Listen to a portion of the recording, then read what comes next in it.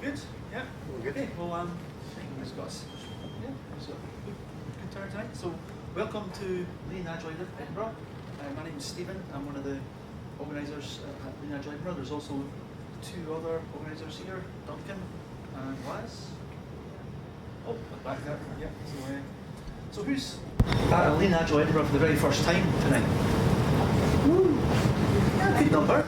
Not sometimes you've like most people at the very first time. This is about just under half. So welcome. So you can probably go to our site and see a bit about what kind of talks we do tonight. We do a bit of a combination of things. Sometimes it's talks, sometimes it's workshops. We do a bit of a mixed bag of things. Tonight we've got two talks. Before we kick off tonight and go into some of the talks, unfortunately got some bad news, some sad news to share. So how many people here knew Martin Burns? A good number. So some people maybe didn't know of him, but Martin Burns was one of the founders and organisers of another meetup group called Scaling Agile DevOps Scotland. Also a key player in the Agile community in Scotland.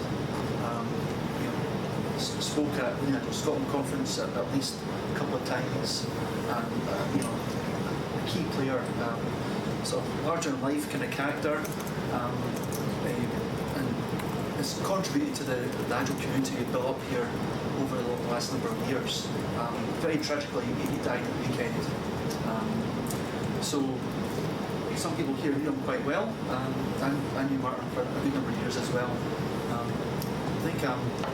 think Niels is going to say a few words about Martin as well, but we've also got a card going round, which for those that knew him, or every once in a while a note or a comment, we've got a card going round at break to write a note in there. We're going to pass it on to his family.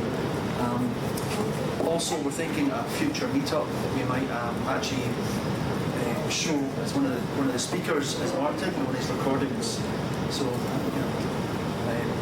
people in our eyes and so on. Okay, so we're going to pass over to Niels Key now, who is was here a second ago. So hello everyone, welcome to Fangel. So Martin, I actually knew Martin before either of us kind of went on our Agile journey. I actually worked with him in whenever he worked for IBM or for IBM, and we were both over in India. And just something that kind of reminds me of like something about this that reminds me very much of him, in that I was over in India for the first time. It was for a kind of big telecoms company, and I was doing a presentation, and it was the first kind of presentation I'd ever done to a kind of crowd of similar size to this. And it was a presentation about local bundling, so telephone services. It's not the most interesting thing, but anyway. And I remember that Martin was there, and he was the kind of account manager for IBM at the time. So he was a kind of big chief. He was the guy that everyone was kind of deferential to. And I started my presentation, and it was 5-10 minutes or something like that. And within the first minute, and to this day, for years afterwards, whenever I caught up with him, I always asked him about it. And he always blamed the malaria tablets, but he fell asleep within about the first 2 minutes of my presentation. And I just remember that if I'm ever talking like this and I ever kind of think things are going badly, I always kind of think back to that time whenever I was there, my first ever talk, and I had Martin sitting in the front row, kind of quietly snoring while everyone pretended that he wasn't doing it. So just a technique I use whenever I'm feeling a little bit nervous. But yeah, absolutely. To echo Stephen's words, he was a character, and everyone who knew him definitely remembered him. And all we can do is, I guess, hug our loved ones a little bit extra tightly tonight. That's certainly what I did whenever I heard the news. So anyway, from that on to, I guess, a little bit of housekeeping. So again, thank you to Fangel. The bathrooms are out the main door. The ladies are to the left and the gents are to the right. There's also a gender-neutral bathroom to the left and kind of further on round. If the fire alarm goes off, it's probably a fire. So go out again, left and right. There's stairwells down there. choose whichever one you want. Probably not the one with smoke in it, I would suggest. But essentially, go all the way down and then out of the building, and the point around there is the kind of the grouping point is outside there. Other things to talk about. So I don't know if the Agile meetup has a code of conduct. I couldn't see one on the meetup page. Should probably sort that. But certainly from as an employer perspective, and I consider you all guests of us as the employer, we certainly operate a no harassment policy. So harassment on any kind of basis in terms of gender, race, sexuality, any of that kind of thing. But so what I want to do is just make a commitment that if anyone does feel that they're being, that they're in a situation where they feel uncomfortable, please come and speak to me, or come and speak to any of the other FanDuel staff who are dotted around. So we've got Mark at the back there who's waving. There are a few more kind of wandering around, but come and see myself or Mark in the first instance, and we kind of commit to sorting that out discreetly and honestly. So I just want to make that point. Now the next one, I guess, is a little bit of a cheeky point. We at FanDuel are hiring. So we are hiring for Scrum Masters and Project Managers. Might as well take the opportunity. So we're actually going to do an event in a couple of weeks on the 13th of June in this office. So if anyone's interested in that, speak to Mark, again, who's up there at the back. If people are interested, he's collected email addresses if people are interested so that he can notify them. It will also be on Eventbrite, if people are interested. And then from that, do you want to introduce tonight's first speaker? Okay. Thanks, Niels. And again, big thank you to FanDuel for hosting tonight and providing the pizza and refreshments. It's much appreciated. Thanks. So, our first, you can probably see there's a little bit of a thing going on here with that's not working on this one. Yeah. So our first talk tonight is from Valerie Dryden.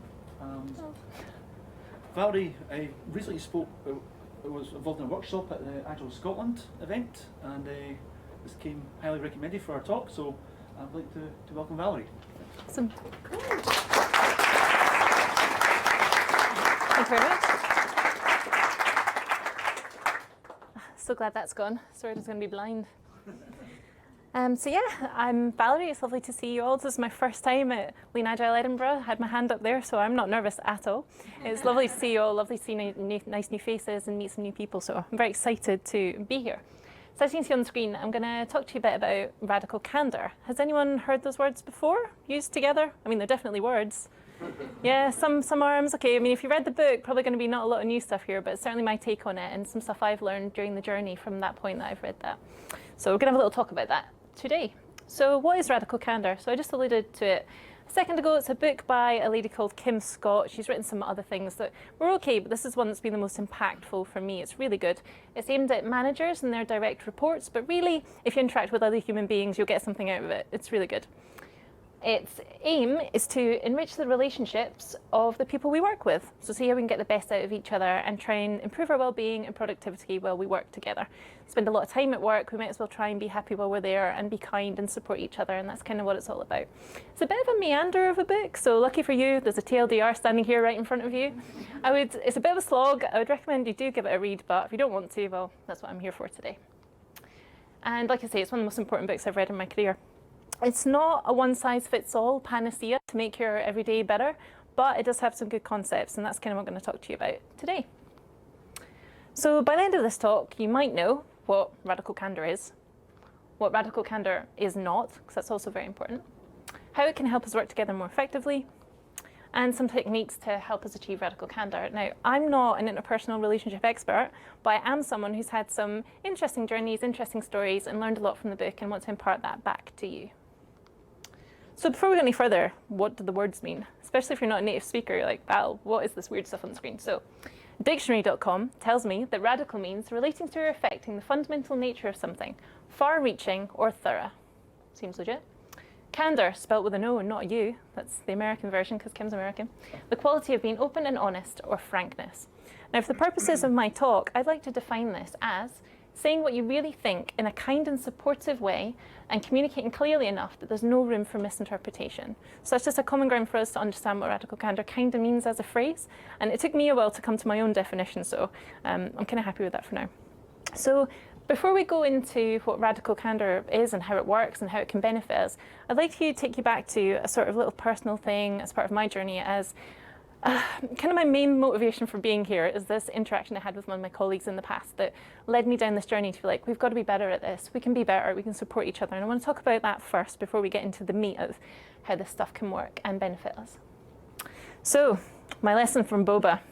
My colleague was not in fact called Boba, but we're going to say Boba for the purposes of my talk. You can pretend that I worked with a lovely bounty hunter if you wish, or it can just be my lovely cat here who regularly has interpersonal and little meltdowns existential-wise himself. So we're going to say I was working with Boba on a tech stack called Flurb. So we knew each other for a while, we often chatted outside of work, we shared cat gifts, we were pretty good friends. And I was looking really forward to working with this person, they're really cool, and I thought, yeah, you know what, we're going to work well, it's going to be great. And what happened was, we spent some pretty miserable weeks together. And I'm like, what's going on? What went wrong? Well, it got pretty messy. Let me set the scene for you. There's me with 8 years of experience, but I've never used Flurb before. I just joined a large code base and I was pretty nervous. You know what it's like, we've got any developers in the room? I mean, you can be amazing at one programming language, but you can totally suck at another one. So just because you know that stuff in one stack, doesn't mean necessarily on day one you're going to hit the ground running. You're a bit like, oh, not sure what's going on here. Boba, on the other hand, had a couple of years of experience, had used Flurb for about a year on this large code base, so was pretty confident on it compared to me, and was extremely talented and been given a lot of responsibility, as they should have been. So from my perspective, Boba already had a lot of Flurb and domain knowledge. So in my internal word, I'm like, yeah, you are an expert, you're really great at what you do. Boba did 100% of the typing and 99% of the thinking, as they should, because what do I know? I'm new to the code base. I'm just going to hide. Like, that's cool. I'm sure you'll tell me when you need me. Not a big deal. Boba was cold and unsupportive, which was really strange, because the person I knew was very warm and very funny and very kind. And I'm like, this is strange. I don't know what's going on, but it's fine. It's fine. I'm sure it's cool. Let's just let Boba do their thing. I felt really overwhelmed and useless. I'm like, I've been doing this for 8 years. How can I not contribute here? I don't know how to help you. You clearly know what you're doing, and I'm just kind of a burden. I didn't want to slow down Boba, because, like I say, they were being very productive, very talented. I'm like, oh, don't want to be a bother. Just lay low. It'll be all right. So I restricted my questions to very simple things, like, oh, should we call that variable that? Or, oh, can we do this thing? Because I'm like, you know what? I don't want to be a bother. Let's just get stuff done. Boba's perspective. Hey, do you want to put your hands up? Is Boba's perspective going to be the same as mine? Plot twist, no, completely different. So Boba thought that I was silently judging them. And of course they did, because I was just sitting there being like, oh, I'm not going to talk. I've got 8 years experience. Of course you think I'm judging you. I had a superiority complex. You know, I'm just going to sit here and judge you, and you should prove your worth to me because, you know, you're junior. Like, I often question basic decisions just to undermine them. It wasn't because I needed support. It's because, like, I'm just being horrible. And Boba was left to do all the work. They were frustrated. Frankly, they would have rather worked alone, because I'm just getting in the way, and I'm being weird, and I'm judging them. So what's my role there?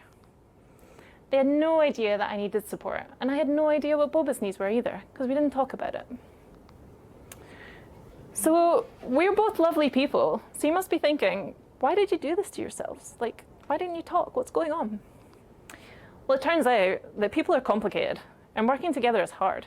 And it doesn't matter if you've shared cat gifts and you've gone for coffees or whatever and you're really good friends, when you're put into a really close working relationship, things change and things become complicated. And we often get into conflict by not sharing our context, our beliefs and perspectives, which are completely different from everyone else. And it can be a really, really small thing that becomes a big thing, or it can be a big thing that we just don't talk about. So me and Boba never wanted to work together again. We're like, oh, no, not doing that again. We attached our own perspectives and beliefs to the situation, and crucially, we didn't allow each other to challenge them. And we had a complete communication breakdown, which wasn't healthy for anyone. Collaborative working is a skill to learn and grow, just like programming, just like Scrum, just like Agile, just like anything that you do in your working life that you dedicate time to get better at. So is collaborative working. We can't just sit down with another person and just assume everything will be okay. We need to keep talking and we need to keep working at it. We often talk about ways to solve code when you're a programmer, but we don't often talk about how to solve our communication problems. And this is really, really important. So I'm here today to say, don't be like me and Boba. Make sure you talk. There's techniques that we can use, like radical candor, which I'm about to define and talk about in a moment. And we can stop ourselves causing needless suffering to ourselves and to the people we work with. Let's try and get the best out of each other instead of the worst. So, back to radical candor, my lovely little book here. It's a framework for giving and receiving guidance, and that includes both praise and criticism. This isn't about tearing each other a new one every single time that something little thing happens. We want to support, we want to praise, and we want to make each other get the best out of each other. And also, crucially, if we're wrong in our views, we want to talk about it and we want to know about it. Not like what I did with Boba, where I just sat there and was like, oh, I'm sure everything will be okay. Oh, now we hate each other. Let's not do that. So it's radical because we're going to say what we really think. And it's candid because it implies humility and clarity. And if we're wrong, we want to know about it. We're going to be humble about it. It's got 2 dimensions. Firstly, we need to care personally about the person. So it's coming from support, it's coming from care. It's not just about being aggressive. And secondly, it's about challenging directly. It's not about sitting there and just like bottling it all up. We're going to be brave, we're going to be courageous. We're going to be like, hey, let's talk about this. Let's make it better. So first up, care personally. What do we mean by that and how do we achieve it?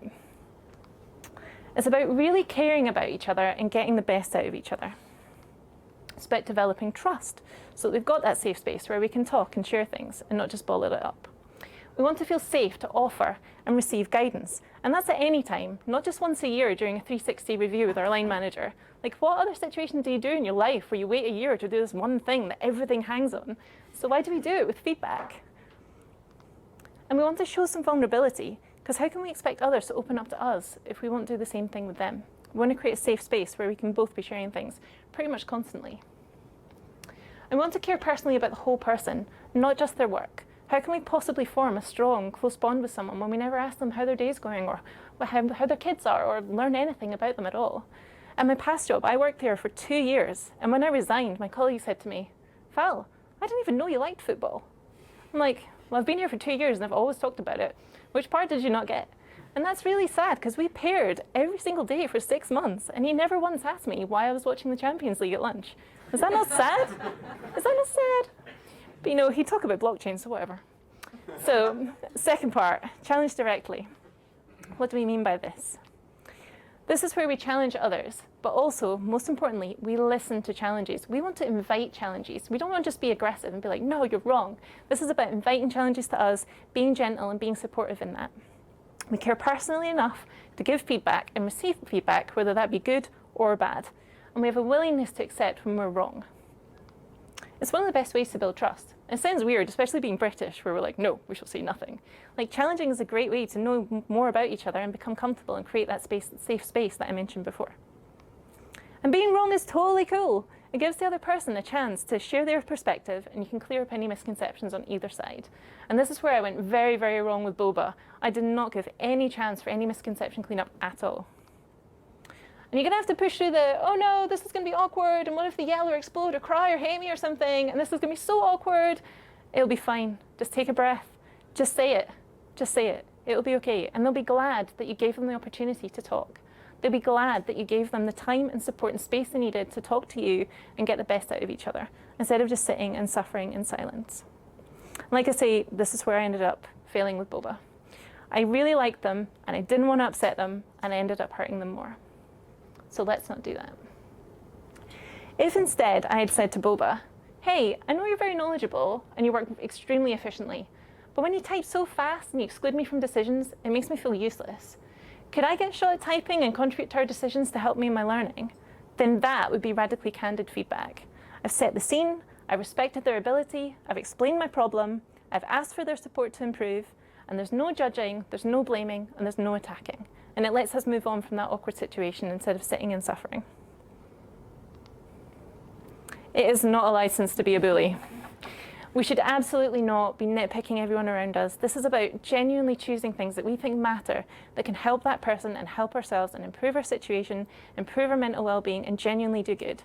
It comes from a place of support and care and compassion. It is not from a place of aggression.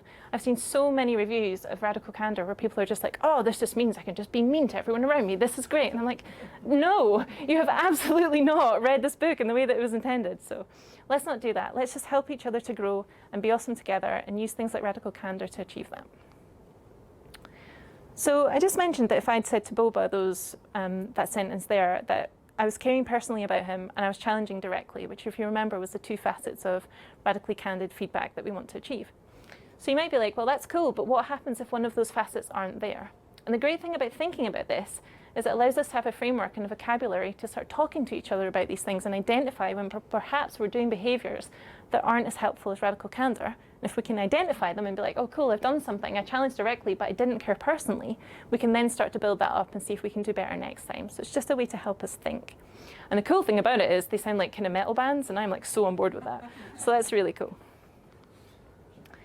It's really important to remember that these cool metal band names are labels that describe the type of feedback given. It's not about the person giving the feedback. Whenever we attack someone's personality trait, it's going to be really tough to change that. You can't change who somebody is, but you can try and affect the behaviours that they exhibit. And that's what this is about. It's about the support for that. It's not about attacking who somebody is. So that's what we've got to think about. What are the behaviours that we see? How do we address them? And how do we support them? It's not about changing you as a person. You are free to be whoever you want to be, but let's try and work well together. So first up, obnoxious aggression. This is when we challenge directly, but we don't care personally. It's arguably the least damaging of the other possibilities, because, well, we may have mocked them and we may have been a bit abrasive, but at least you knew where you stood. And if I'd said to Boba, hey, you type too fast and you really annoy me, then I've not been supportive, I've not really helped them, but at least they kind of know they're doing something wrong, so we're not sitting there being all like awkward. So it's not as bad, but it could be better. There's no care for the impact on the other person, and there's no offer of support, so it's not really very helpful. But in terms of moving from one axis to another, this one's a pretty good one to start from. Not that I'm recommending being horrible to people here, but it's not quite so bad. Ruinous empathy, my good friend Ned Stark. This is when we don't challenge, but we do care personally. We want to avoid making the other person feel uncomfortable, which is exactly what I did with Boba. We think that we're helping the other person because we're sparing them from awkwardness and the discomfort of having that awkward conversation. We're trying to help them. But actually, we've done more harm than good. We've not supported them to improve, and we've not let them give us their perspective. And this is how I handled Boba, because I didn't want to upset them. This is, in fact, my worst enemy in life, is ruinous empathy, because I just want to make everyone happy. We don't want to make people upset, we don't want to make them cry, but actually, this is worse than obnoxious aggression, because the person doesn't know where they stand with you, and how are things ever going to get better if you don't talk to them about it? Lastly, my favorite, manipulative insincerity. This is when we neither challenge directly or care personally. This is the worst of all worlds because no one knows what's going on and you've got a hidden agenda. So we care more about our personal goals and our reputation than the person that we're working with, which is a horrible situation for everybody. So imagine I said nothing to Boba, but it wasn't because I care about them. It's because I want to gain favour with them. I want them to be my friend. And worse than that, I'm going to go to the kettle and I'm going to talk to my colleague behind their back and tell them what they did to further my goals with that person. Not on, not good. Everybody loses in that situation. We definitely don't want to be in this particular axis. I just don't care about Boba at all. And I'm too self-interested to challenge them to their face or to give them feedback. Really not a good situation. So if we go back to Boba and talk about the consequences of my ruinously empathetic, that's a wordful, behaviour, we can see why it led to misery. I needlessly left myself in low esteem. I denied Boba the chance to improve both their mentoring skills and their relationship with me, and I didn't make Boba aware of the impact of their actions on me or let them talk about the impact of my actions on them. So nobody improved and nobody got any support. I also allowed Boba to just continue on and perhaps have a similar effect on others. So maybe they go and pair with somebody else and they have a similar experience and suddenly no one wants to work with Boba. And Boba's like, what's going on? And then someone has the courage to say, hey, here's some radically candid feedback about blah, blah, blah, blah, blah. And they're not going to say that. I'll get that onto a minute. Just because you say it's radically candid doesn't mean it is. But anyway, for the purpose of my talk here, they give him some feedback and they goes, oh, cool. Why did Val not tell me? Like, well, I'm sorry, Boba. That really sucks. I've really let you down, right? So they've just paired with 10 people. No one's told them. And now I look really, really bad. So not great. What I could have done is be more vocal and open at the start. Set expectations, get a common ground established, and actually talk. Don't just leave it up to chance that we'll understand each other's perspectives. I should have made it clear that I needed time to get up to speed. And I should have challenged Boba's fast typing and decision making instead of sitting there and being like, this is fine, I'm just going to suffer. No big deal.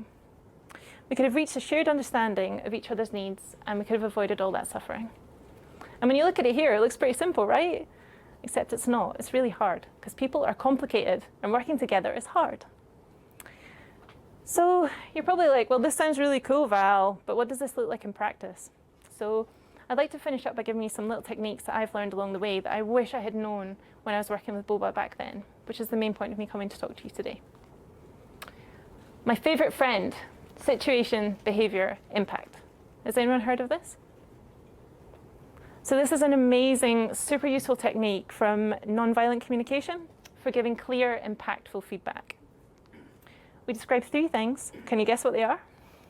The situation we observed, the behavior that the person exhibited, and the impact of this behavior on the situation.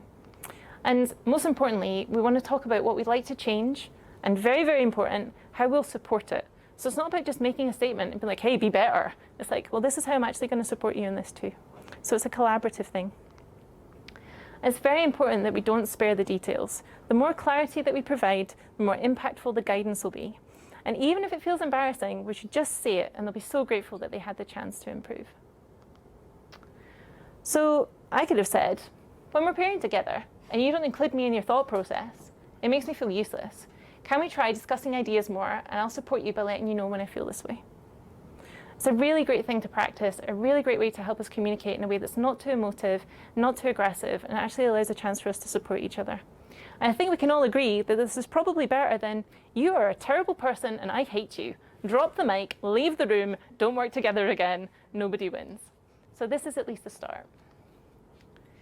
Very, very important that we never tell anyone how to feel. So here's some phrases just completely eliminate from our vocabulary. No offense. Yeah, this is one of my favorites. No offense, but really offensive statement here. Doesn't mean you're not going to offend them. You shouldn't be upset.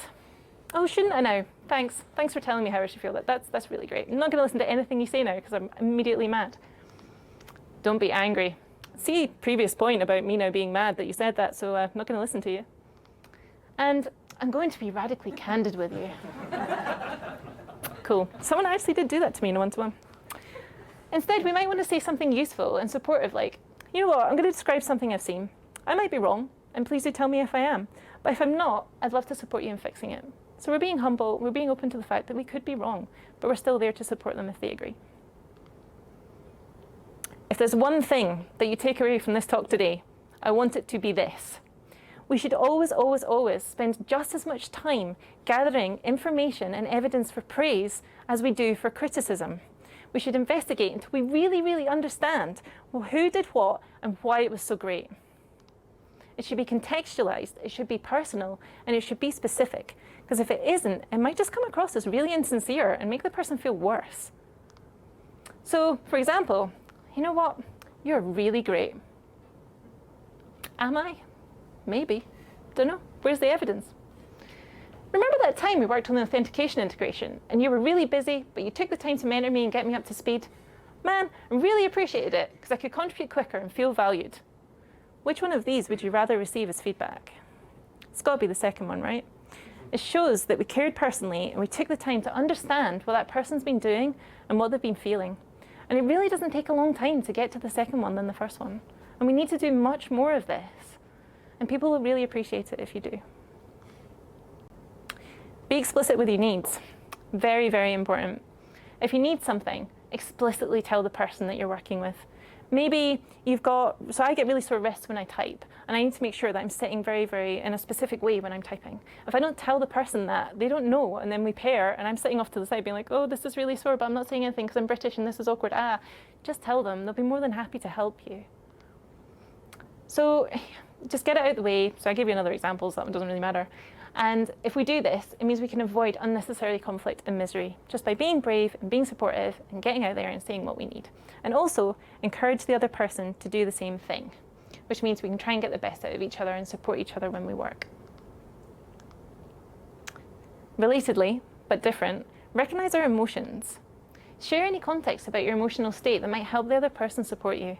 So if you're just like having a bad day or you've slept badly or whatever, these little things can make the other person think that you're being grumpy with them or they've done something to upset you or something's not right. And they don't know because everyone has their own context and perspectives and beliefs. And if we don't talk about it, we don't know. We just magically expect the other person to do what they're telepathically going to pick up that you need. So let's not do that. Let's just say like, hey, I'm tired today. I'm a bit stressed. If I'm grumpy, it's not your fault.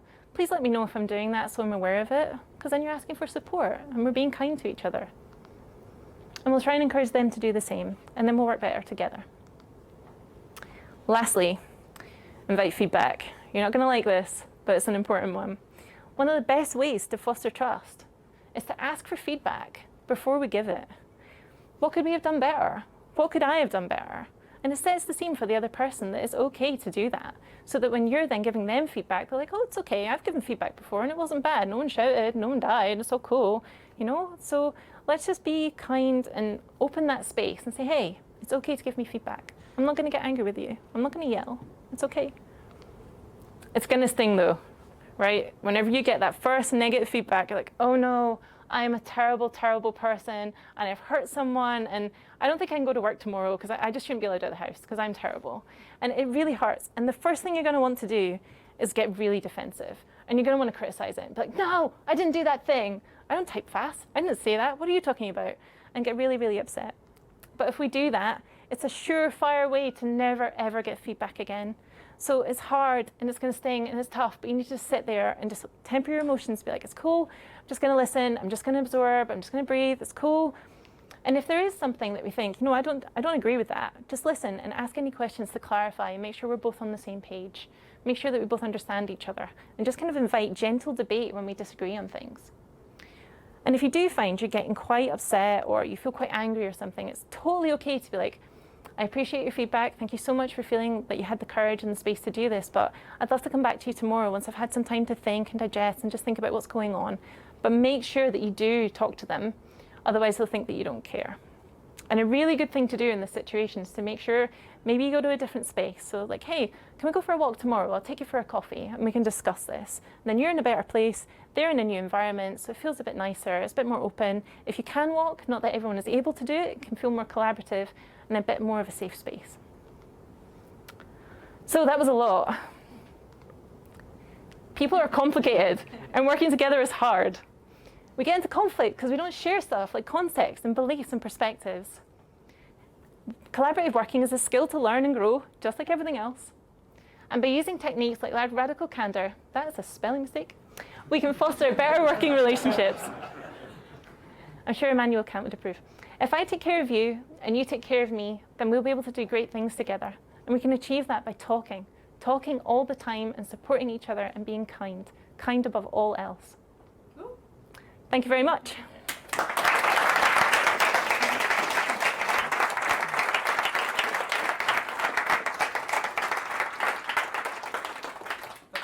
Questions? Thanks. I think we need more of that in the workplace in general, and probably more so in technical. And our friend Mark McGarr would say to managers, make it easy for people to say no. And I think that's wise words. Could I just ask people in the room if they could raise their hand if they worked, if they did a technical degree, if you could raise your hand? The people that did a technical degree, in the course that you were on, did you ever get taught about the importance of soft skills? Raise your hand. Okay. So if the person who got taught about, is it just down to us then? Is that right? Is it just, so there's like three. So did your course include sociology, psychology? You can tell by my age, it was about 300 years ago. Yeah, it was an engineering degree, but it was also working with people, and there was an element of that to it as well, part of that. So yeah, it was soft skills. What about yourselves? Yeah. because I was one of the techies, I guess you would call back in the day, that listened in second year to a sociology class, and a sociology lecturer who'd been down the pits and related his experience, and he talked about the importance of soft skills. And he said that in IT you need to be more rounded, and it wasn't just about technical skills, that you needed to have soft skills as well. And I wondered whether this had kind of broken through, and it would appear that not, because he was arguing for having more of a balanced context in IT degrees in particular, to have things like sociology, psychology as part of that, to then give you that kind of broader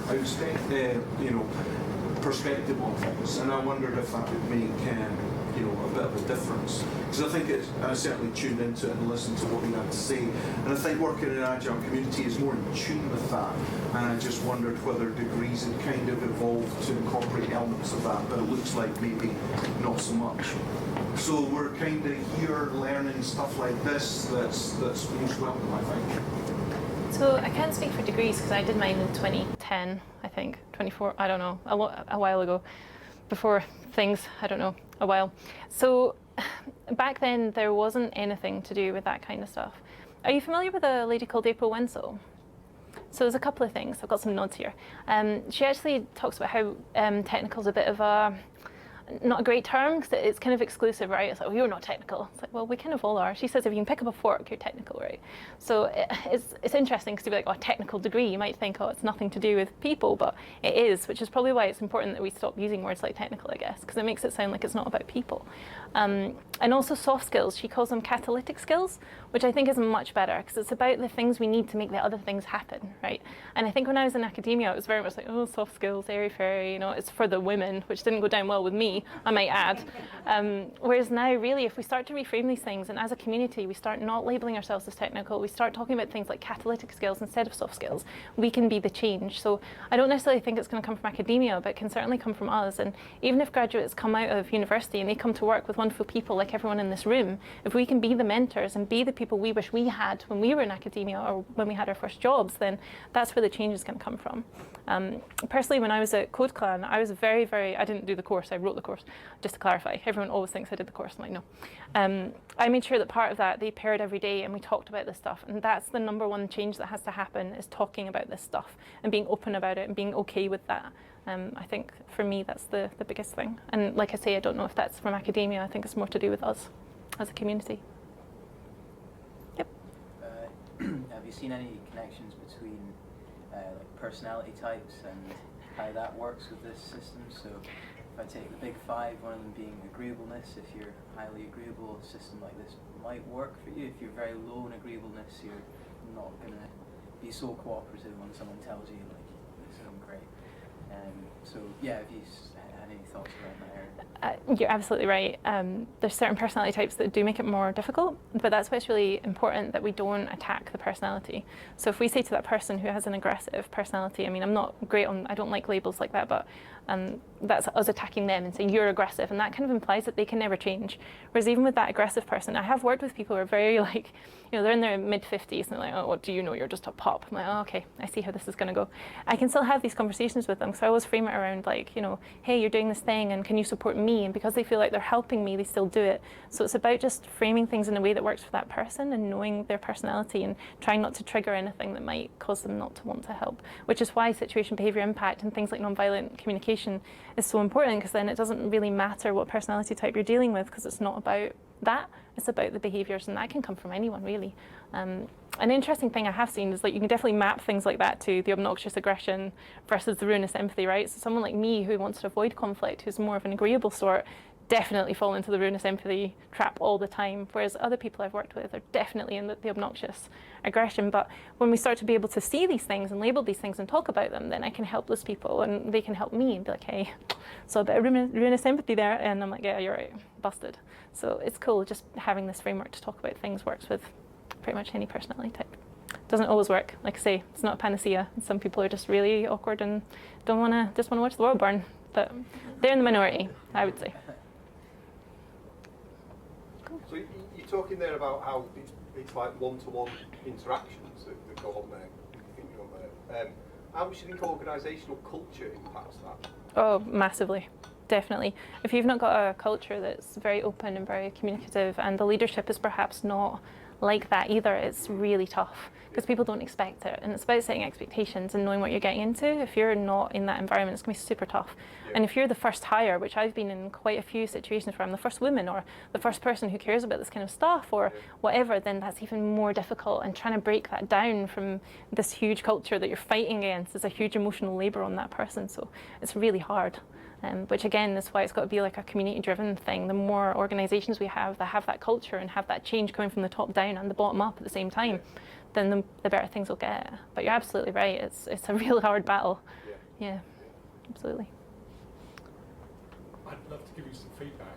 Oh, great. But I don't know whether it's appropriate to do it here, and I don't know if you can help me, if it is appropriate, to do that as radical candour based on what we've learned. Absolutely, that's great. So, okay, everything you've said has been jam-packed full of amazing information, and I'm really grateful that you took the time to share that with me, but I really struggled to keep up with your pace of delivery. You speak very quickly, and I struggled to keep up.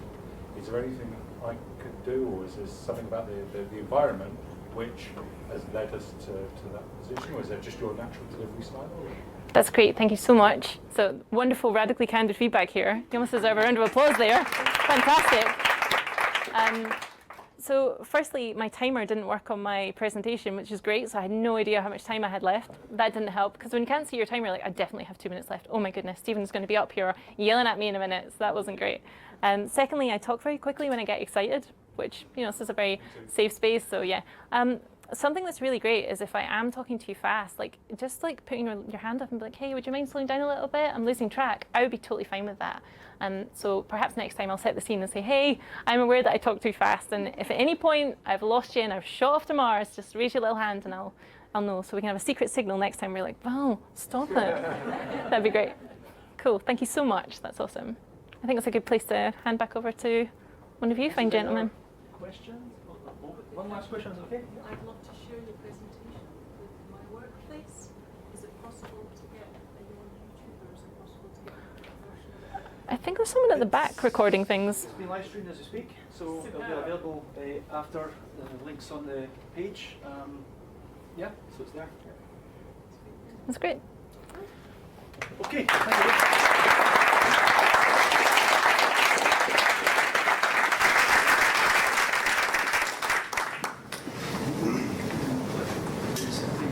Yeah, we're going to take a break, so take a bit. 10-minute break. There's still more pizza to get in, I believe, and some more refreshments. So we'll take a 10-minute break and we'll start off.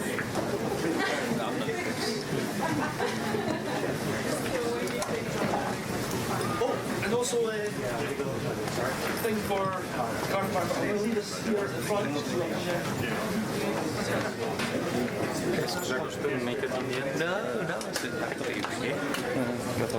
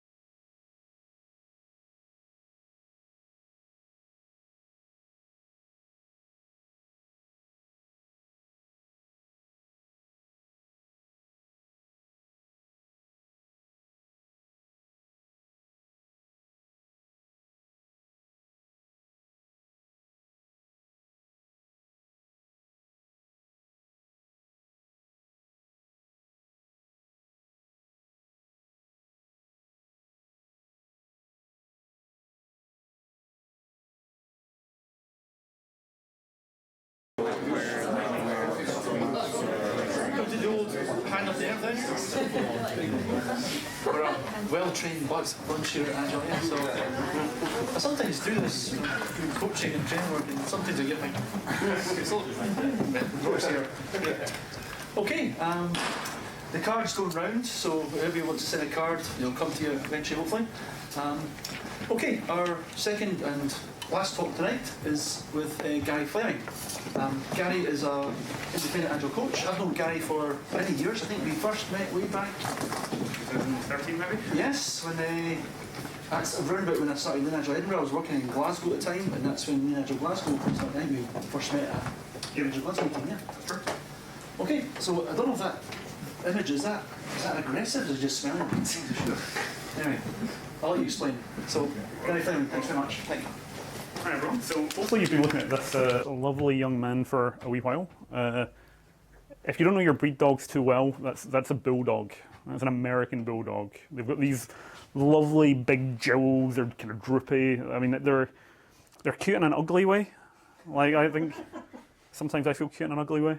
So I really like the American bulldog. One of the problems that they've got though is they suffer from a lot of respiratory issues. They've got really small nostrils, quite a small face. It really needs to be a bit longer, and quite a lot of them die very young from respiratory issues. It's very sad, especially when it's warm. They find that getting overheated is a real problem. Slightly differently, hopefully you recognise this dog. It's a Dachshund, sometimes called a sausage dog. Or last time I did this talk, I was doing it in the States and had to call it a wiener dog, which sounds funny to Scottish ears. So they've got very long bodies, short legs, and they were bred like that to chase burrow-dwelling animals. Dachshund literally means badger dog, because that's what they're for. They would go and chase badgers down holes. If you think the mini Dachshund, by the way, is to chase mini badgers, that is stupid. You should feel ashamed. There's no such thing. No, they were actually bred to chase rabbits, which is also kind of sad. They also have a lot of problems though. If they get overweight, even by a little bit, because they've got such long bodies and short legs, they can very easily suffer from back issues, which can become chronic and eventually fail. It can be really problematic for them. Now I'm looking around the room and you're like, is this going to be a bunch of sad facts about dogs? Is that what you've signed up for tonight? Yes. Here is a Great Dane. Which is very different, right? So, like, Great Danes as a breed are exceptionally friendly. They're usually pretty nervous of people. That Scooby-Doo stereotype is very much a real thing. If you've ever met a Great Dane, they're usually pretty timid. And obviously, they're absolutely massive. The biggest Great Dane that has ever lived was called Zeus. So at 3 years old, just 3 years old, he was 7'4". So, you measure Great Danes kind of on their span. So if he stood up on you, 7'4". So, but this high, I mean, that is big. Unfortunately, Great Danes, the problems are manifold.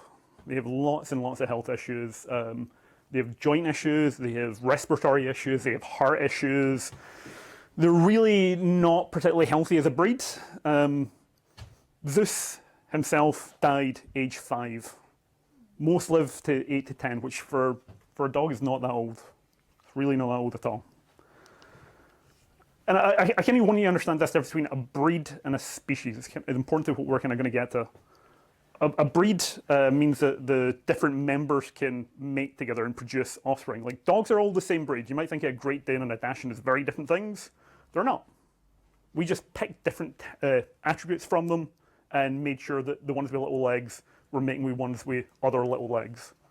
Most breed standards are actually pretty new, about 100, 150 years old. The vast majority of breeds were built by humans within the last 150 years. And we did that for mostly aesthetic purposes. Mostly because we liked the way they look. Now, there were working dogs before that, and there continue to be working dogs where we bred them for particular characteristics, like sheepdogs. But mostly, it was an aesthetic choice. The problem, though, is we grew a sickness. Most breed dogs, and this is very sad to say, I don't get any joy telling you this. Most breed dogs, not all, but most of them have systemic problems. We picked short-term outcomes, like aesthetics, over systemic health. And that's not necessarily a good thing. Anyway, welcome to my talk. It's called Beyond Frameworks, Thinking and Tools. My name is Gary Fleming. If you want the slides for this talk, by the way, I'm going to be tweeting them out later. So it's Gary Fleming, 1 R in Gary, 1 M in Fleming. I am not greedy. I don't take 2. And I'm here really today to talk about Agile and all its current breeds. Frameworks, not breeds. All the different breeds and frameworks of Agile that we can see out there. Before I go too far, someone way smarter than me said this. I think our industry needs more uncovering better ways and less bad-mouthing existing ways. I want to make it clear that the existing ways I don't think are bad, as much as I'm going to critique them a little bit and encourage you to think. I like seeking value in the things that we have, as well as finding better new ways of doing things. Just because we have a way of doing it doesn't mean we should stop. We should continue thinking, continue engaging. I'm going to do that in kind of 3 stages. I'm going to introduce a sort of general constraint at the start. Then I'm going to talk about some small practical ideas, because I don't think it's useful if I just give you some big weird idea that's not useful. There's some small practical tips at the start. And then I'm going to move on to an idea that's kind of a bit bigger, a bit more slobbery. I'm going to do this in 7 chapters. Chapter 1, Forgotten Value. Very often in Agile, we focus on the things that we value. We should be focusing on the things that we value rather than the means by which we do them. And far too much Agile, as I see it practiced in the world, is not that. It's people who are focusing on a method or a methodology, a way of doing things, rather than the value inherent in the things. There's too much meme copying, cargo culting. People have forgotten to think, to look and try to get the value for themselves. When I started writing that, I was like, oh, that sounds good. That's polemic. That's got some anger behind it. I like that. Then I was like, well, what do I mean by value? What actually things do I value? So I was like, without thinking, write down the first 3 things that you think are valuable in the kind of Agile space. And that's what I wrote down. Retros, self-organization, and collaboration. Now, I'm not saying these are definitively the best things you have to do. I'm not saying these are all of the value, but these are the things I find most valuable in Agile.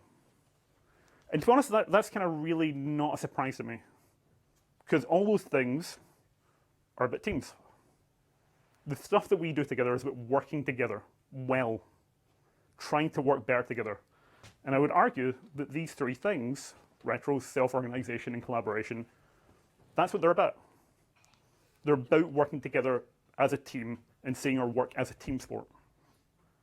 Now, hopefully, the idea of being a lone developer who is a firefighting hero, trying to do the best thing to get the company working at a 4 a.m. commit or whatever, hopefully that idea is largely over. It's not valuable. And honestly, it never was.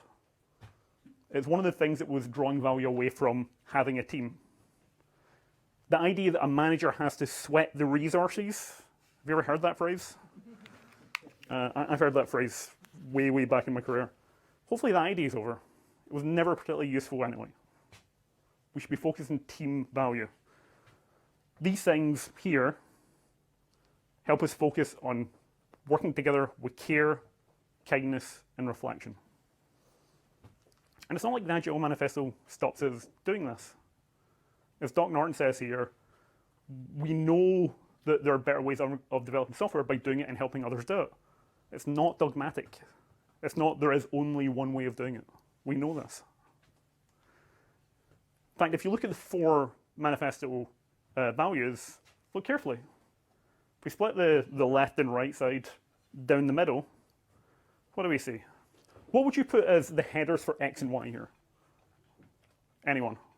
Better than? Better than would be X or Y? X is better than Y. I would like a header for each to try to group what these are. Any suggestions? Communication for X. Communication for X, I like it. Is Y process? Y process, also pretty good. Okay, let's go with that. Coming back to the previous speaker, more people skills on the left-hand side and tech skills on the right-hand side. Yeah, I sorry to kind of say what this man was saying. The left is more about people skills, the right is more about kind of tech skills. I would agree with that to some degree. I could quibble, but let's not go into that too far. I use these terms, collaboration and governance. Now, they're not quite right. Left-hand side is about working together well, which I think is what we've heard. It's about communication and working together. The right-hand side is about governance. It's about process and structure. And it's not to say those are bad things. You need some structure, you need some governance, you need some guide rails, you need constraint. But we prefer collaboration, we prefer working together when we can do it that way. So, let's talk about that. That's how we talk about how we put our spring back into Agile. How we are able to work better together again. So I said I would do something practical, so I'm going to talk about, in chapter 2, I'm going to talk about standing up. So if there's one practice that is near universal in almost every Agile team that I've seen, it's a morning stand-up. Show of hands, who does a morning stand-up? Near universal. I mean, that's probably about 80-85% of the room. And it's also the place where I see most dysfunction. Almost every organization I go into as an Agile coach, one of the first things I see are really bad stand-ups. Really, really bad. They just don't work. They're usually bad. Why? Well, there's usually a few things wrong. First up, they're not engaging. Most people are hunched over, looking at their feet, waiting for their turn. They're not really listening. They're not engaged in what they're doing. And that's often just because it's a box-ticking process. It's turn up and answer the 3 questions, the only 3 questions you could possibly ask at a stand-up. What did you do yesterday? What are you going to do today? What is going to stop you? To me, that's project management. It's not collaboration. It's not working together. It's not trying to increase engagement or purpose or joy. To me, it's not that useful. And also causes this death spiral of justification. So that is a dog skull, by the way. I am fairly sure, for Googling this, I am on a list now. I probably can't fly to the US again. Yeah, so the death spiral of justification in stand-ups.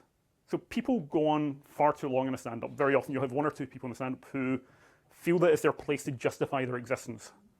That if they don't turn up and say a bunch of things they did yesterday and a bunch of things they're going to do today, that they're not valuable. And they're not going to be seen as valuable by the team.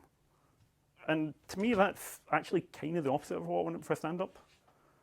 I really only want to know what the news is.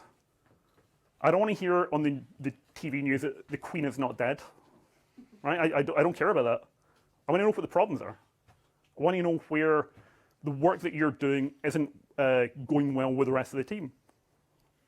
That it's not kind of gelling together properly. I only want to know the things that matter, because honestly, I probably don't care about most of what you did yesterday. The vast majority of what we do, if we have context, if we have understanding, if we are engaging properly elsewhere, the minutiae is not that interesting unless you're involved in it. I want to know about the outcomes more than anything else. And people also leave a lot of their problems to the stand-up. I mean, they could be sitting in a co-located team no further away than any other right now, which is not that far. If I had a little softball I could throw at any one of you, and well, probably hit the person next to you. I'm not that good at throw, but I could try. I find that infuriating. That we only have one ceremony in a team to actually get together and work together. No, do it every day. You're sat together, especially in co-located teams. If you need help or you can help someone, just get up and do it. Just go and help.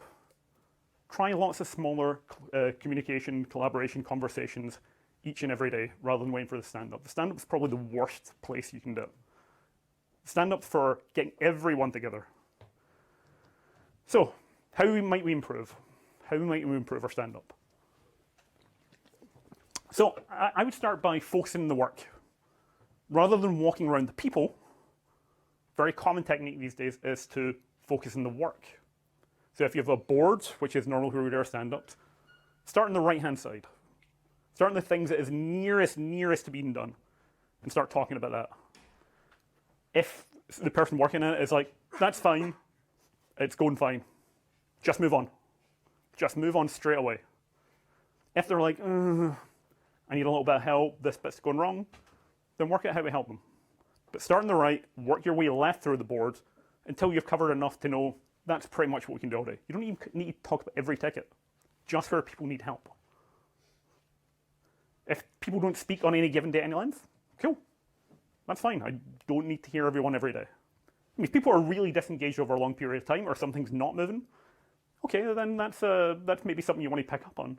But in general, I would focus on the work. I was also focusing on sprint goals. Take a minute to actually think about what your sprint goal is, you know. And even if you're not doing Scrum, you should have some sort of clear 1 or 2 objectives that your team is moving towards. Things that you're trying to achieve together. That's what the stand-up is for. Stand-up's to get together to say how much closer we're getting to the objective, not to explain in great detail what each part of the process is like. Stand-ups are part of team play. They're not about individuals. They're about the team working together. Making sure that our joint goals are being achieved and that we're getting the value that we expect and everyone is getting the help that they need. Chapter 3. Every time you draw a sailboat, a fairy dies. I nearly called the talk this, but somebody thought it would be a bad idea. Does anyone not know what the sailboat retro is? Okay, 1 or 2, that's fine. So if you've never done it, cool, because I bet everyone else in the room's done it at least 10 times. If you've done it once, you've done it at least 10 times. So the sailboat retro is like a really generic retro where somebody draws, the Scrum Master draws a sailboat, and usually like an island, and some rocks, and an anchor, and some clouds, and the sailboat represents your team. The island is like a paradise where you're trying to go. The rocks are problems. The anchor, things slowing you down. The clouds are, you know, I don't know, something that's going to rain on you. The sharks, something else. It's a whole involved thing. But I think one of the problems is it's really rote. If you've done it once, you've done it 10 times, and you've probably stopped caring about it entirely. That's kind of what I want to talk about. So if we're going to talk about retros, why do we do them? So George Dinwiddie said this. The definition of a retro is looking at the past to guide choices for the future. Looking at the past to guide our future choices. And he says there's 3 goals.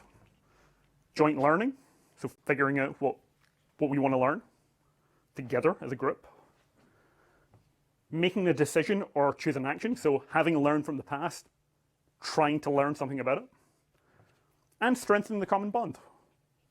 Yes, sometimes retros can be a little bit of a moaning session. That can be a good thing. A little bit of moaning can bring people together. Or just agreeing together, here's how we're going to be positive, here's how we're going to move forward, here's our action. I think these are fairly reasonable. The problem with a lot of generic retro formats, which you've probably seen a bunch of, is the stop engagement. So, I mean, there's like the stop, start, continue. Or liked, lacked, la, whatever that one is. Like, there's all these standard rote formats that are useful, and we should use them sometimes. But if we keep just using the same standard 3 or 4 formats, it will dissolve engagement. Teams will stop caring. The people in the team will see a rote idea, and they'll act accordingly. That's how people work. If you give them something very generic, they'll act generically and disengaged. And honestly, they want to enjoy it. People don't come to work not wanting to enjoy their work. I think, hopefully. Does everyone want to enjoy their work? Yeah? So, try some more retro exploration. There are lots and lots of different avenues to explore. Lots and lots of them. If people have been grumbling about something during a week, maybe talk about that. If there's a common issue that keeps coming up, pick that as a topic and focus on it. Maybe you want to focus on mobbing or planning or code reviews or whatever. Pick a theme and run with it. There are lots of little ways to have conversations, whether it's a lean coffee or some other structure, but pick a theme. Even if you're going to use one of the generic formats, at least theme it. Maybe you want to focus on team harmony. Focus a retro around where people are working together and not working together well. So here's like 3 other ideas. Let's talk about code reviews. That's pretty straightforward. One that I got from another Agile coach I worked with, what would the other teams we work with say about us? How do we change that? That was a really interesting retro. You need some team safety to actually get there. But if you can have that conversation, it's quite interesting. You know, that other team that we collaborate with, what do they think is? What do we think is? Really, you're projecting your own feelings out there. But once you have started thinking about that, then you can start talking about how do we want to change that? How do we be the best collaborators with this team that we can be? Or are we the right shape for a team? Do we have too many people? Or do we be missing something? Do we need to grow a new skill? Do we need a new person for that? Or can one of us pick that up? There's lots of different avenues we can explore in a retro. I think it's also worth noting that retros are not continuous improvement. They're not. They're very, very, what's the word, stochastic? Broken up, like every few weeks. They're on a cadence, on a very, very slow cadence. And I will go into cadences more in about 5 minutes. We need to do better than that. So one of the teams I worked with, we tried this. If anything needed dealt with immediately, if we were having an immediate pain point, rather than wait for a retro, if something seemed like it was causing annoyance to someone, we just dealt with it. It's very easy to do, especially if you're co-located, which I appreciate is not always the case, but if there's something going wrong, well, why wait 2 weeks to deal with it? Just deal with it. Or, if we didn't think it needed dealt with absolutely immediately, we'd write it on a sticky note and put it on the retro board. As soon as there were 3 items in the retro board, then we took that as a signal to say, look, there's a few things going wrong here. Let's slow down the work, focus on getting better, and actually action some of these retro items. Let's talk about what we want to change. And then, and only then, do we go to a 2 weeks cadence. So you're having a retro at least every 2 weeks, or whatever your cadence might be. But if something's dealt with sooner, deal with it sooner. It's much closer to continuous improvement. Chapter 4, the New Year's resolution. I like this picture. So, someone once told me, and it was like late October, that they were planning to start going to the gym in January. Yeah? It was their New Year's resolution. We had a chat, and it was clear. Well, I kind of asked them, what is it you wanted to do? Like, why are you wanting to go to the gym? And they said, well, I want to lose weight. I want to get a little bit fitter. Really, I think I would benefit in a few different ways from going and doing this. I was like, okay, well, why wait? Is there something that would be different in January than now? Will your life change between those 2 points to make it easier? And he thought about it and realized the answer was no. He'd really just become fixated on the idea of time, the idea of it being a resolution. He hadn't bothered to think beyond that one constraint and think about what would actually be valuable for him. He's pushing off change to a later date when really he could have just done it now. And this is somewhat controversial, but I think it's correct. Cadence is always a constraint, and it's always suboptimal. Always. Maybe I'm overemphasizing that a little much, and you'll tell me a time where it's not, but I think time as a constraint is always suboptimal. We can always do better. Doing different things on a cadence, we can improve upon it every single time. It's not easy. It can be costly. It can be very difficult to see, but we can always do it. It's always there. So as an example, let's think about Scrum and sprints. In Scrum, in any sort of sprint-based methodology, we do these 5 things roughly, these 5 ceremonies on the same fixed cadence. Planning, delivery, getting customer feedback, show and tells, and retros. Like, just intuitively, just feel it for a second. Do you think all 5 of those things belong in exactly the same cadence? No, I'm seeing quite a few people shaking heads. I'm not seeing anyone nodding. But that's what we do. That's what the framework tells us. And how many teams do we see doing exactly that? Far too many. So I'm going to say, forget sprints. Get value now. If it seems like we're artificially fitting things into a constraint, then throw away the constraint. Maybe use it as a last possible ditch effort to do something. But if you do make a change right now, make that change now. Rather than waiting weeks, figure out how you can get value right now. Maybe learn about design sprints, which are a great way of getting great feedback.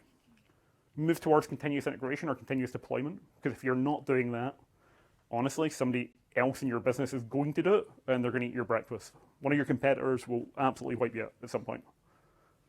Learn more quickly. Don't constrain yourself to 2 weeks.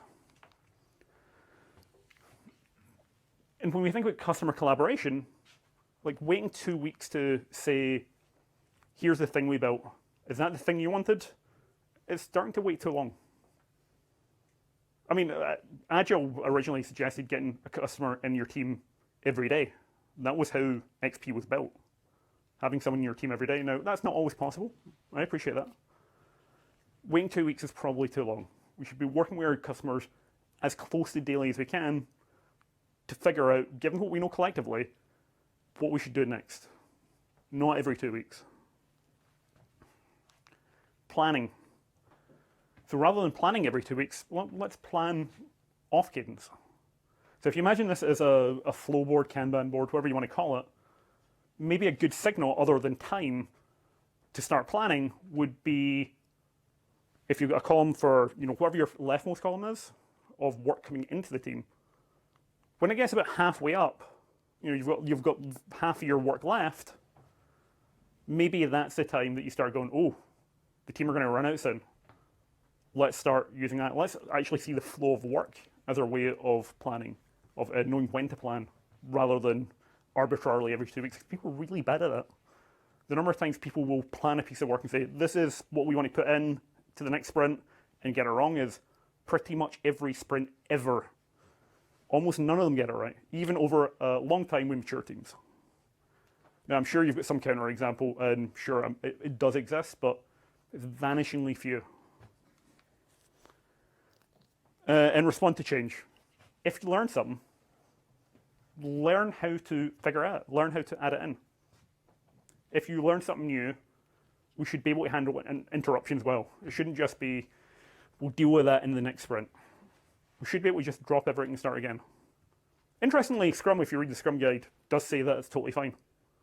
It's just most people have ignored that part of the Scrum guide.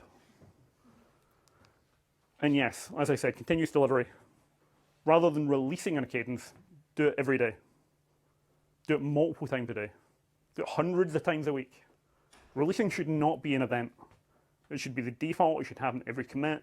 It should be easy and boring and something you don't even notice. Stop releasing in cadence. If I can tell you anything, do that. Stop releasing in cadence. Decide the next thing of value. Come up with an experiment to figure out whether that is actually going to achieve that value. Run the experiment, see whether it worked, and then do that. Now, it needs constrained in some ways, but a 2-week sprint is far too crude. Think about what other constraints you could use. I'm not going to tell you any. This is called Beyond Frameworks Thinking and Tools. Start thinking. Use the tools by all means. Start thinking. Chapter 5. The post-war Swedish car screening ritual. So let's talk about ritualism. Does anyone know what ritualism is? This usually makes people a little bit uncomfortable. Okay, no one's going for it, that's fine. So we have lots of rituals and ceremonies in our culture. Through pretty much every human culture that has ever existed, we have rituals and ceremonies. Now, the one that most people recognize as a ritual is like a big obvious one, like a wedding. That's a ritual. We go through a bunch of steps and we get an outcome. People are married and notionally at least have some sort of commitment to each other. That's how it's supposed to work. Fingers crossed. Or a ritual can just be something like, a family going to the cinema every week, and then after the cinema, they always go to the same restaurant. That's a ritual. both those things are rituals. I mean, you can go into black magic and all sorts of other weird stuff if you want, but rituals are far, far more common in human culture than an occult thing. So humans like ceremonies. You know, it's actually way harder to find a photo of dogs getting married than a dog skull. That is, that's the society we live in. So I'm going to encourage you, if you've got 2 dogs, get them dressed up and get some cute pictures on the internet, because honestly, this is a pretty low-res image. I could do with something better. The reason we have these rituals and ceremonies is because we like them. They give us a sense of order against the howl of an uncaring universe. It makes us think that if we partake in them, that we can give up responsibility. If we just follow the steps and do it the right way, then we'll get the right thing done, we'll get the right outcome. You know, if you follow the wedding ritual, you get commitment. If you go to the family restaurant, you know, family harmony, you get closer bonding. Mostly it works, mostly. We like them because they give us a greater degree of certainty without thinking. Frameworks are for feelings. That's what they're for. XP, Scrum, any of these frameworks, big methodologies, they're there to make us feel better. They're to give us tools to help us build things so we can go, we did the thing, we're probably professional, we don't need to think anymore, that's fine. And we often don't ask, like, why? Why are we doing things these ways? I mean, I know that little puppy in a cup is cute, but I have no idea why he's in a cup. It's cute, don't know why. We need to ask that about our ceremonies and our rituals. If you go into an organization as an agile coach, and I've done this a few times, if you work as scrum masters or in teams, ask members of your team why they're doing the stand-up. Not what it is, why they're doing it. I think you'll be pretty appalled by the answers you get. Having done it far too many times, most of them will say it's for reporting or it's for the scrum master. Like the scrum master's the only person who cares about it. When in fact, they're probably the person that cares least. They're there to be an outsider, not somebody who is necessarily the recipient of the benefit of the stand-up. They're there to facilitate it. And that's true of pretty much every ceremony. Start to introspect into your ceremonies. Run a retro on your retros. Why are we doing these retros? What value do we get from them? Is it the value we want? I think you'll get some weird answers when you actually start doing it. I mean, if you really want to see how valuable your team see it, ask them how often they run these ceremonies when the PO or Scrum Master or whoever runs it isn't there. Pretty much falls apart in a lot of teams. And that's usually because they were never engaged in the process in the first place. They don't care about it. Make them care by getting them to think and engage. Well, one way we see this quite often, more and more, it's a very bad pun, I know. We see it at like an org level as well. We see it when people are trying to blindly apply models without really understanding the why. So has anyone been in an organization who's trying to apply the Spotify model in some way? Guides, guilds, tribes, that kind of stuff? Squads. Yeah, quite a few hands. Cool. We're seeing that spread of language now without any real understanding of the why. Like, why are we doing any of this stuff? And if you actually look and speak to anyone from Spotify or hear some of the stories around it at conferences, you'll find out, like, when they presented the Spotify model, it was a sketch. Like, it wasn't a, everyone should take this finished model and go and do it. It was a, here's a weird idea we had. Anyone else think it's weird or good or what do you know about it? Like, what could you say about it? Help us make it better. It was only ever partly implemented. They never did the whole thing. And I mean, this depends on who you speak to and the parts of the stories you hear. But it was only ever in one part of the org. I spoke to somebody who used to work there who said it was only ever done in the R&D department. No one else bothered. Yet we then take it and try to apply it wholesale to our organizations without understanding it because it's a Spotify model. Spotify are successful. We do the Spotify model, we'll be successful. Doesn't always work out. The real lessons from Spotify weren't the model. It was the model doesn't really matter. It was the journey that mattered. The teams in Spotify had a level of trust from management to go and try something like that, and then take it to the world and ask for feedback, and then go, let's not continue this, or let's mutate it or try something else.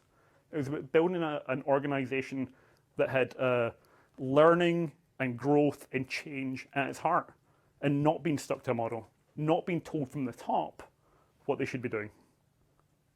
It was very much the opposite of what everyone did with the Spotify model. And you need to remember, I love this, your org's not a struggling car manufacturer, lean, and it's not a Swedish music streaming company. Unless it is, I mean, if you're a Swedish music streaming company, fair enough, use the Spotify model. Stop trying to copy people. Try thinking. I mean, by all means, go and look at the tools. See what's out there. But realize they don't fit you. They will never fit you. Take the bits that you like and then modify them. Chapter 6 is for a much longer version of this talk. So I decided to delete it. I'll do it. If you ever see this talk again in about a year's time, it might be back, it might not. So consider this a missing reel for now. It's a deleted scene. Chapter 7.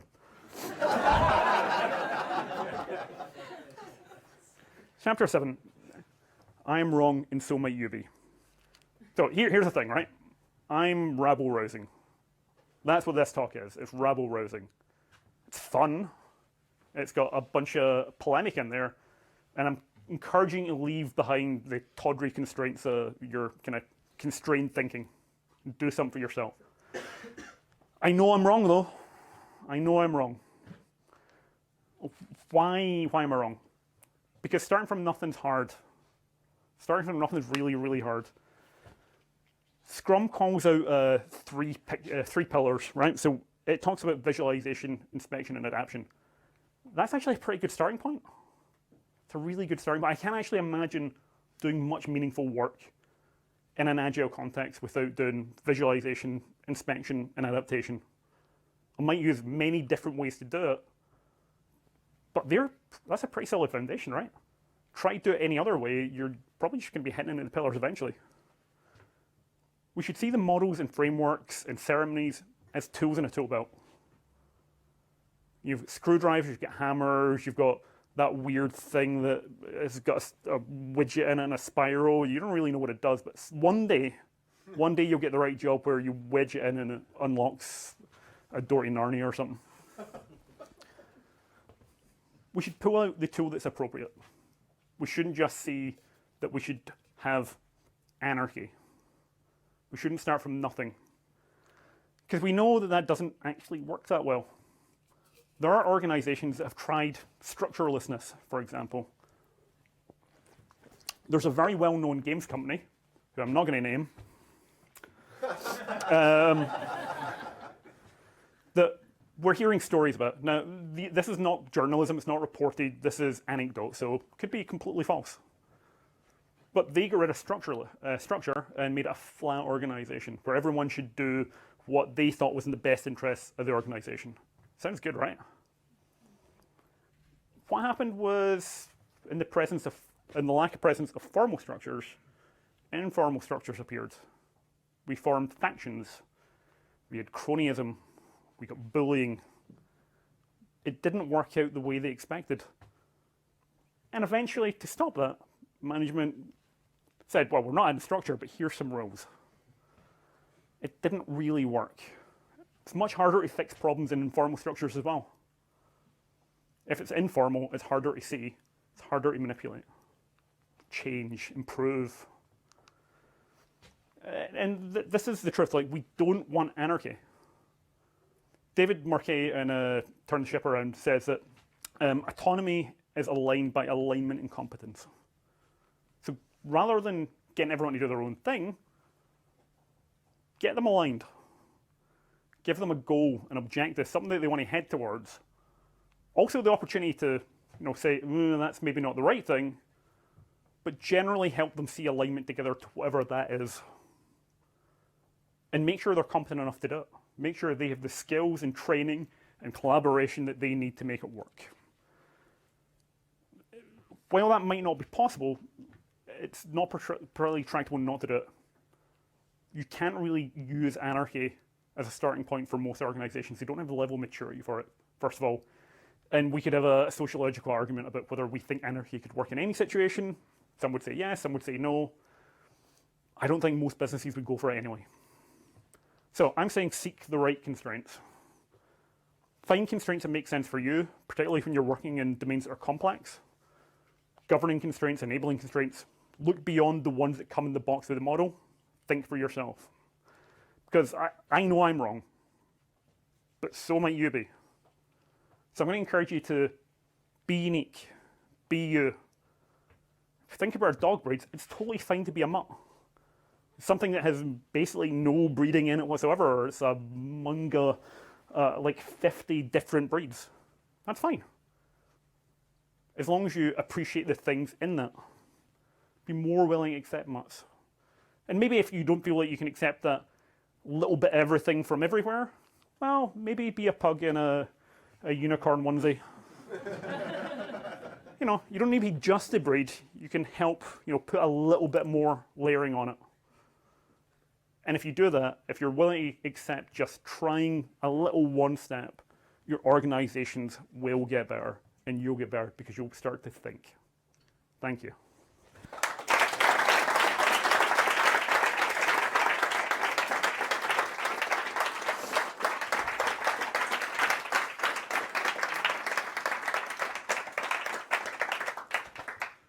Any questions? Man at the back. Yeah, so I think before your presentation, I probably would agree with you about collaboration, and I probably agreed with you about the entire presentation. But when you look at the 4 values, the working software kind of stands out, and then you look at the first principle about valuable software and delivering that as early and often as possible, kind of seems to be, for me, the North Star of Agile, and the thing that drives everything else in terms of the need for collaboration, the need for everything else around it. And I wonder if that's not the main purpose. So sorry, can you rephrase that as a single sentence question? Yes, yeah. I think Agile was created to deliver valuable software, and I think everything around Agile was based on that piece.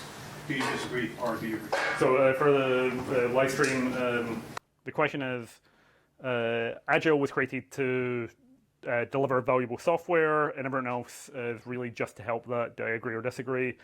I agree that's why it was created.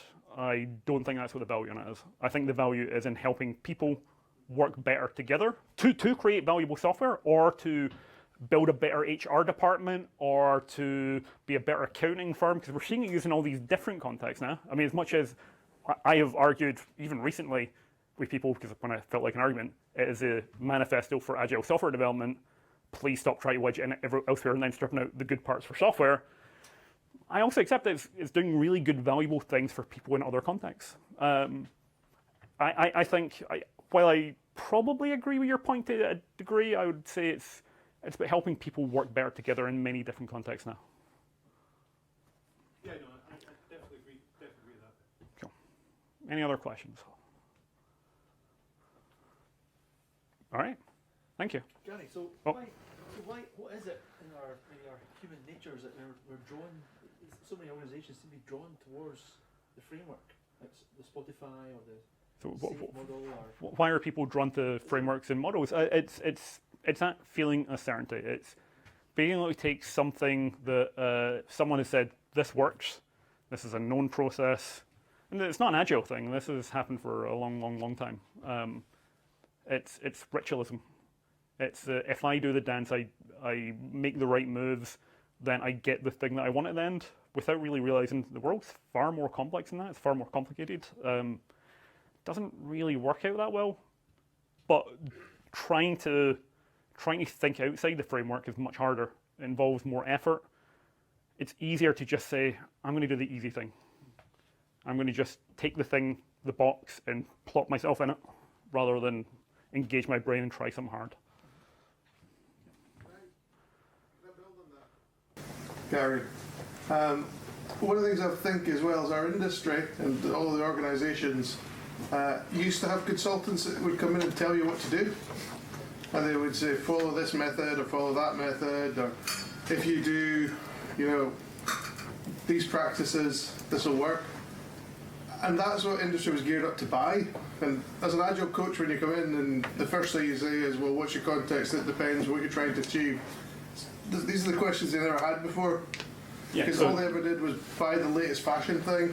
What's Gartner, you know, recommending? What's McKinsey got in his quadrant? Yeah. So sorry, just to cancel what Scott's saying for the stream. Yeah, that is an important aspect. That like we have organisations that have traditionally bought things, especially where they maybe don't have expertise in it. So you know, a travel firm traditionally didn't really have that much interest in software. So when they get asked to buy software stuff or bring in software people to build a process, one of the first things they did was, you know, go to Gartner or somebody else like that and ask them give us an answer. Now, Gartner didn't want to sell complexity; they want to sell answers. So that's the way organizations have been built up. It's partly budgetary, it's partly knowledge, it's partly ease and expertise. It's a whole mixture of things. Sorry. Sort of related question. Do you have any tips for the person who is that sort of lone voice saying, hey, we can be different? Because especially in a few of the companies I've worked in, there's been that side where it's like, oh no, but the Skyscanner's doing a thing, plonk. And they pay the consultants and they buy the things and they've invested in it. And the leadership's like, no, this is the one true way. And you're like, but maybe not. Have you got any tips for that little voice in the corner? Sure. So the question was, if you're the one voice who's kind of going against the big structure that's there, or the attempts to use models and frameworks, and you're like, let's try something different, do I have any tips? It's hard. It's honestly hard. It's not. There's no one easy answer. I would say build trust, make small changes over time, try to get up as high as you can in the organization. Making improvements at the team level is valuable. I would not ever discount that. But if the leaders just see it as a little IT thing that teams do, devs do at a team level, you're probably not going to change the culture. And getting to building that trust bit by bit to go higher up and trying it in other parts of the organization, including the leadership, it's hard and it takes time. One of the things I found out quite recently is one of the best groups you can get involved with is finance. This was a relatively recent thing, because if they don't trust you to try new things and explore, you're probably never going to be able to do it in any meaningful sense at an organization level. If they start to get on board with new ways of financing the organization and trying to move to an exploratory expenditure model, you've got a much better chance. But you won't do it without the finance people behind you, ever. If you want to influence change with people who aren't necessarily acting in a way which is great for them, I went to a great talk on radical candor and why.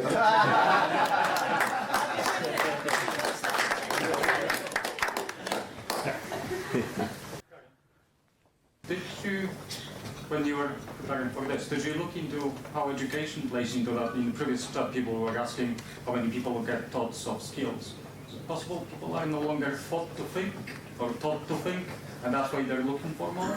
Yeah, so Skills, catalytic skills. thank you. Yeah. So the question was, is part of the problem that people are not taught catalytic skills, people skills, we're not educated to think in that way. Yeah, it's definitely part of it.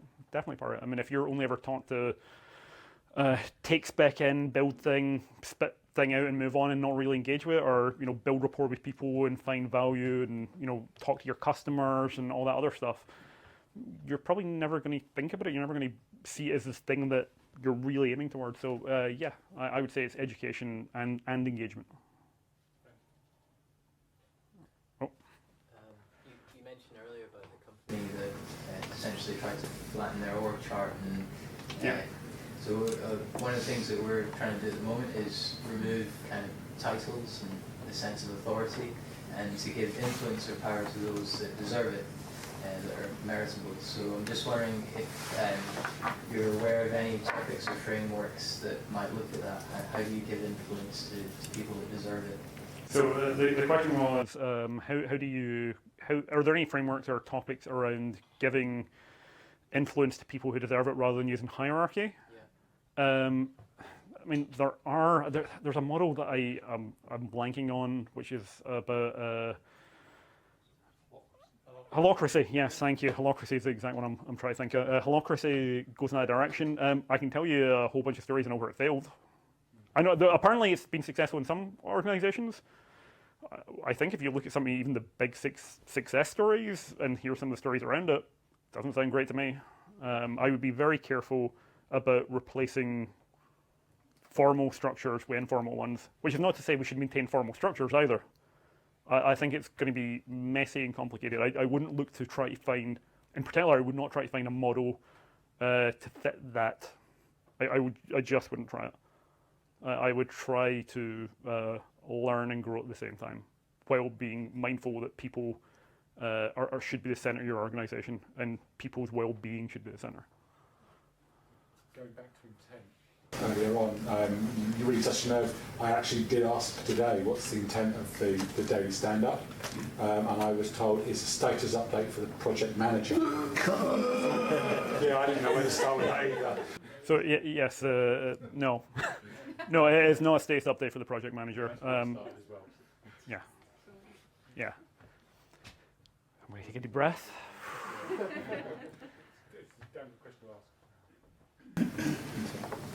Was there another question? No? Oh, good, okay. Thank you. Gary, thanks so much.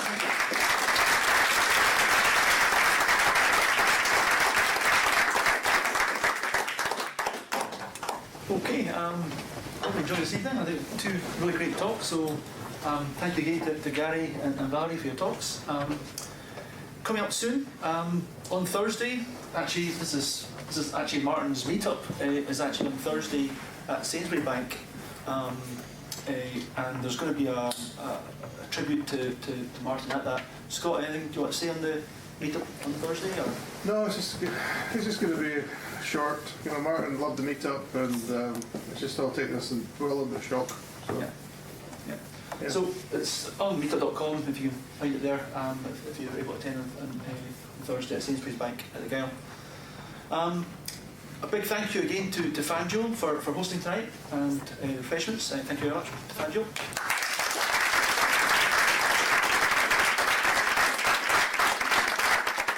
Thanks to Product Forge for the live stream, which is going to be available. And thank you to all of you for coming tonight. Thanks very much. Much appreciated.